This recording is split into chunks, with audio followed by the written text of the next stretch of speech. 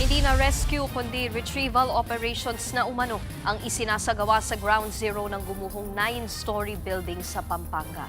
18 pa ang pinaghahanap. At para nga sa updates live mula sa Angeles City, may express report si Mon Gualvez. Mon, ano bang mga ginagawang operasyon nga sa ngayon dyan sa gumuhong building? Yes, Nikki, kahit search and retrieval operations na ang focus ngayon ng mga otoridad patungkol dito sa nag-collapse na ginagawang hotel dito sa Angeles City, Pampanga, magiging maingat pa rin daw sila sa pag-alis sa mga tumabong debris, lalo't nasa 18 katao pa rin ang patuloy na pinaghahanap at pinangangambahang na trap mula sa apektadong lugar. Mano-manong puputulin at tatanggalin muna ang mga bakal na bumubuo sa mga scaffolding na nakabalot sa gumuhong under construction na building. Ito ang target unahin ng mga tauhan ng Bureau of Fire Protection at iba pang mga eksperto sa pag-transition mula sa rescue patungong retrieval operations. Inaasahang ilang heavy equipment na rin ang gagamitin para unti-unting maialis ang mga bato at iba pang debris mula sa gumuhong gusali.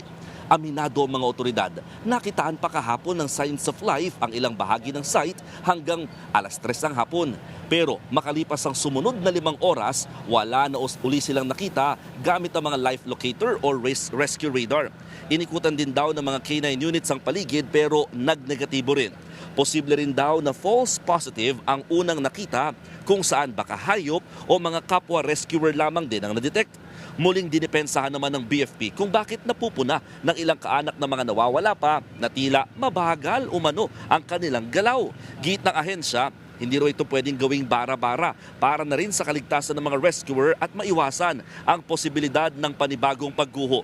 Kailangan din daw maging maingat ngayon sa ginagawang retrieval operations bilang respeto na rin sakaling makita ang katawan ng 18 pang hinahanap.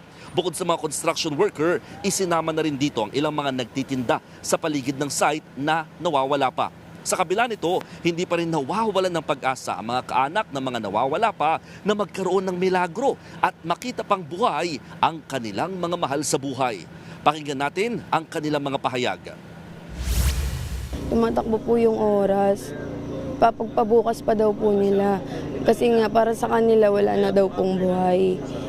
Imposible naman po yun. Hindi mamamatay po talaga ng tuluyan kung ganyan na hihintuan nila yan ng ganyan. Kami umaasa pa rin kami kahit sabihin nilang wala ng buhay yung mga tao dun sa loob. Mas maganda po sana kung nakapag-rescue kami. Lahat po ng pagod namin mapapalitan ng buhay. We know how hard it is for you.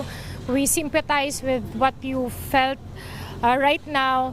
So sa amin po, rest assured, 100% po na binigay namin ng assurance and that we did our best to save their lives.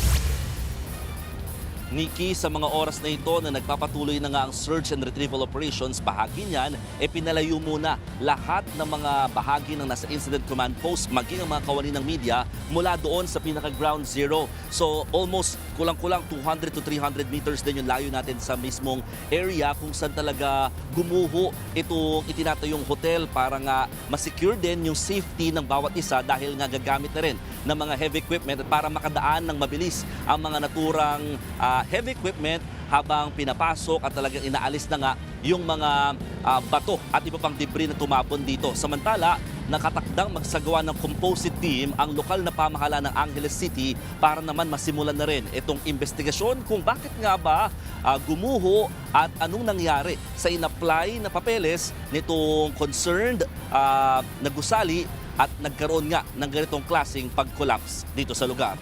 Nikki. Pero Mon, yung contractor niyang gumuhong construction site, nagparamdam na ba?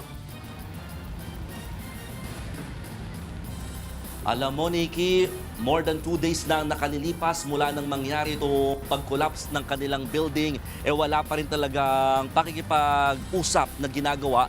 Hindi lang yung contractor, kundi pati na rin mismo yung may-ari nitong naturang gusali sa lokal na pamahalaan. Kaya talaga nahihirapan sila in terms of accounting talaga ng kanilang mga tauhan dito sa site. Kaya nga napansin nyo nitong mga nakaraang araw, paiba-iba yung mga numero. Merong kahapon nasa 17, naging 16 kinagabihan, tapos biglang ngayon 18 na naman yung nawawala. Yan ay dahil may mga nadaragdag na mga bilang na mga patuloy pang hinahanap mula sa mga kaanak ng mga taong ito na nandito pa nga raw sa loob ng gusali nang mangyari yung pag-collapse o pagguho ng naturang building. Yung iba kasi dyan, hindi na puro construction workers. Yung iba, yung mga nagtitinda na nakapwesto sa paligid nitong construction site.